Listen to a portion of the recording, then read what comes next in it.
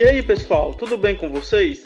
Sejam todos bem-vindos ao 5º episódio do AgroDaCast, um podcast que te leva informação de qualidade e que vai desmistificar temas ligados aos sistemas de produção agropecuário. Eu sou Yuri Lopes.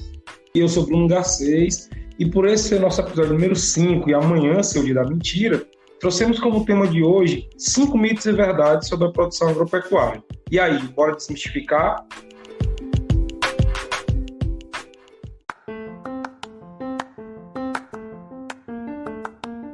Bom, para a gente começar, vamos falar de um tema bastante polêmico e que muito se ouve falar, que é a pecuária sendo vilã na emissão de gases pelo efeito estufa. Você sabe por quê? Bom, primeiro vamos te explicar um pouco sobre esses gases. O que são esses gases do efeito estufa? Os 3 principais gases com potencial para a geração de efeito estufa são o dióxido de carbono, CO2, o metano, CH4, e o óxido nitroso, NO2. Cada um deles tem um tempo necessário para que a metade da emissão inicial seja reduzida. Esse tempo é chamado de meia-vida. A meia-vida do dióxido de carbono, por exemplo, são 1000 anos, do metano 10 anos e do óxido nitroso 110 anos. As plantas, elas captam o dióxido de carbono presente na atmosfera através da fotossíntese. E aí, quando o animal consome essas plantas, consome a forragem, essa forragem, ao passar pelos processos fermentativos do rumen, leva à produção do metano, que é liberado pela boca através da eructação, conhecido como arroto. Uma vez na atmosfera, esse metano passa a fazer parte do ciclo biogênico do carbono, é convertido em dióxido de carbono e pode ser novamente incorporado pela planta, reiniciando assim o ciclo. O metano é lançado na atmosfera não apenas pela produção agropecuária, tá, gente? Mas também pelo uso, e produção de combustíveis fósseis, queimadas e até emissões naturais, como, por exemplo, em regiões pantanosas. O total dessas emissões soma uma média de 558 milhões de toneladas, mas 548 milhões retornam ao meio ambiente através do ciclo biogênico. Então, deve-se ter cuidado ao falar do total dessa deposição atmosférica, pois esse total de metano deve considerar o que retorna ao meio. Nesse caso, diminui-se do total produzido o total retornado ao meio ambiente, sobrando por volta de 10 milhões de toneladas que ficam de fato na atmosfera. Assim, a bovinocultura tem sido culpada por muito tempo por ser a principal fonte de emissão dos gases de efeito estufa, contribuindo para as mudanças climáticas. Mas como acabamos de ver, isso não é totalmente verdade. Entretanto, não se fala de sistemas de integração lavoura-pecuária-floresta, que são os conhecidos ILPFs, ou da recuperação de pastagens, que captam esse carbono da atmosfera e incorporam no solo, aumentando sua fertilidade, e até mesmo da forragem consumida pelos animais, que usam esse carbono como fonte de energia para o seu desenvolvimento através da fotossíntese, aumentando assim sua eficiência produtiva e mostrando que para a população brasileira e mundial que a produção pecuária brasileira pode sim ser sustentável. É isso mesmo, Bruno. E outro mito da agropecuária está relacionado à vacinação. Para te ajudar a entender um pouco o porquê da vacina ser foco de mitos, apresentamos alguns fatos para te convencer sobre a importância da vacinação. Vamos a eles, As vacinas são produtos biológicos que têm sua importância na sanidade animal, dentro e fora da porteira. Dentro, a importância na diminuição das perdas e custos de produção, além do aumento da eficiência produtiva e reprodutiva, uma vez que os animais livres de doenças podem garantir uma boa produtividade. Fora da porteira, a importância na defesa sanitária, que é regida pela legislação, e na comercialização, tornando-se barreiras sanitárias. As vacinas não devem ser confundidas com medicamentos. Enquanto os medicamentos tratam imediatamente os animais doentes, incluindo os vermífugos, as vacinas demoram mais ou menos 15 dias para fazer efeito no sistema imunológico e garantir que os animais não adoeçam. Lembrando que a eficiência de uma vacina chega a cerca de 80% a 90%. Portanto, não confundam, É sempre interessante para o produtor rural seguir alguns critérios para garantir a imunização do seu rebanho, como, por exemplo, uma boa conservação da vacina, seguindo sempre as instruções do fabricante, boa aplicação e contenção dos animais, bem como a capacitação e o planejamento sanitário, que inclui um adequado calendário de vacinação. Todos esses critérios são super importantes para que não haja falhas que comprometam a saúde do rebanho e evitem acidentes durante o manejo. Vale destacar que muitos problemas de vacinação, como a aplicação incorreta e agulhas e seringas danificadas, podem gerar grandes prejuízos para os produtores, tendo em vista que esses erros podem gerar acidentes ou lesões no local de aplicação da vacina, com formação de nódulos, além do estresse gerado ao animal, e tudo acarreta em baixa qualidade e rendimento da carcaça. Essas falhas de manejo influenciam muitos produtores a optarem pela não vacinação de seus animais, o que resulta no comprometimento da saúde pública, inclusive. Então, se você, produtor, quer ter seu rebanho imunizado, é muito importante não se deixar levar por esses mitos relacionados à vacinação e adotar as boas práticas de manejo. Lembrando sempre que, para comercializar os animais, deve-se respeitar o período de carência estipulado na bula. Certo. Então é isso mesmo, né, Yuri? Então, produtor, vacine os seus animais, né? Vamos deixar desse mito e contribuir para a saúde pública. Mas uma coisa muito interessante também que muitos perguntam, né, na produção agropecuária é a questão das aves caipiras. Tá? Será que as aves caipiras e orgânicas são a mesma coisa? Hoje se consomem tantos produtos orgânicos, será que são as mesmas coisas?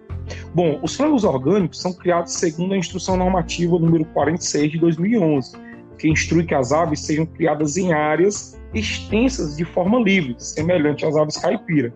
Entretanto, sua linhagem deve ser a comercial branca. Necessitam ainda de cuidados em sua alimentação, pois é proibido o uso de antibióticos e promotores de crescimento. Além disso, as aves não recebem em sua dieta insumos de origem animal e só podem alimentar-se de vegetais e grãos de sistemas orgânicos, o que torna a produção orgânica um desafio para o produtor, visto que no território brasileiro predomina a produção de grãos transgênicos. Já as aves caipiras foram abordadas lá no episódio 4, lembra? Então, se você não ouviu, vai lá e dá uma conferida. Isso mesmo. E sobre os hormônios em frangos? Tem ou não tem?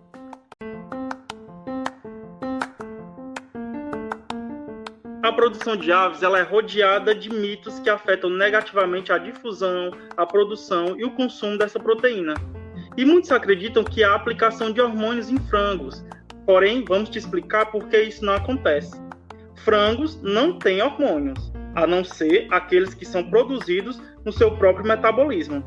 Essa história de aplicação de hormônios em frangos torna-se um grande mito por conta de vários fatores, como, por exemplo, a Instrução Normativa número 17 de 2004 do Ministério da Agricultura, Pecuária e Abastecimento proíbe o uso de hormônios em aves por qualquer meio, até mesmo via alimentação. E a lei está aí para ser cumprida. Aplicar hormônio demanda muito trabalho. Já imaginou um produtor de frangos de corte que tem mais de 200 aves aplicar hormônio em cada uma delas? Consegue ver o trabalho que é? E o trabalho das granjas que possuem mais de 15 mil aves? É simplesmente inviável. Se o frango de hoje cresce mais rápido que os de 50 anos atrás, não tem nada a ver com a aplicação de hormônios. Há tempos que muitas universidades e empresas estudam sobre o melhoramento genético e maneiras de melhorar a nutrição, o manejo sanitário e também as instalações, visando sempre o bem-estar dos animais, para que se tenham animais com bom desempenho produtivo e de uma forma que não fique muito cara para o criador. Exatamente, né, Yuri? Então, imagina aí hormônio, né? Então, antigamente, só fazendo um adendo à sua curiosidade, nos primeiros sistemas de criação, muito se confundiu hormônios com probióticos, que são produtores de crescimento associados a melhorar o aproveitamento da dieta. E muitos associavam o crescimento rápido do frango, como você falou, ao uso desses probióticos, que não tem nada a ver com hormônios, que são medicamentos associados à composição química e molecular, que inclusive altera o metabolismo do animal. Mas aí nós temos aqui também algo interessante, que é a questão do leite de caixa, né? Será que você faz parte do time que acredita que aquele leite de caixinha encontrado no supermercado possui conservantes? Ainda se eu falar muito que o melhor leite é o leite que sai diretamente da vaca, e do supermercado não é lá tão bom devido a esses conservantes que são colocados nele. E adivinha por quê? Porque muitos acreditam que durante o processo de fabricação são incluídos diversos produtos químicos que deixam aquele leite, por mais tempo na prateleira. Mas calma, estamos aqui justamente para desmistificar isso. A legislação brasileira, mais precisamente na Instrução Normativa número 14, de 22 de abril de 2013, não aprova a adição de nenhum tipo de conservante no leite. E caso tenha algum tipo de adição, o leite é considerado adulterado e impróprio para venda e consumo. Assim fica meio claro que não há adição desses produtos, né? O leite longa-vida, ou UHT, tornou-se uma opção viável e segura para o consumo em todo o país, pois a tecnologia UHT prolonga a vida do leite, dispensando o uso de tais conservantes, até porque, né, a caixinha do leite já é feita de forma que preserva e protege a qualidade do produto. Mas, Yuri, o que é esse leite longa-vida? O que é esse leite UHT? O HT, Bruno, vem do inglês, que significa temperatura ultra alta. Ou seja, o leite da vaca irá passar por uma ultrapasteurização com temperaturas entre 130 e 150 graus Celsius, que garante a eliminação de todos os micro-organismos e deixa esse alimento super seguro ao consumo. Conforme a instrução normativa, a única substância que pode ser incorporada ao leite são os aditivos alimentares previstos no Regulamento Técnico de Identidade e Qualidade do Leite, o HT. Segundo a portaria número 540, de 27 de outubro de 1997, os aditivos são estabilizantes e não possuem a função de conservantes nem o propósito de nutrir. Então, entende-se que o leite industrializado não é cheio de conservantes, como muitos falam. É sempre interessante ler o rótulo das embalagens para ter certeza dos ingredientes que o alimento industrializado possui e verificar também se o produto é inspecionado para ter maior qualidade e segurança no consumo. Informação é poder. Os mitos muitas vezes influenciam os consumidores a deixar de adquirir produtos alimentícios seguros e de qualidade, podendo comprometer sua própria saúde, tendo em vista que o leite é um alimento nutritivo e rico em cálcio e vitaminas.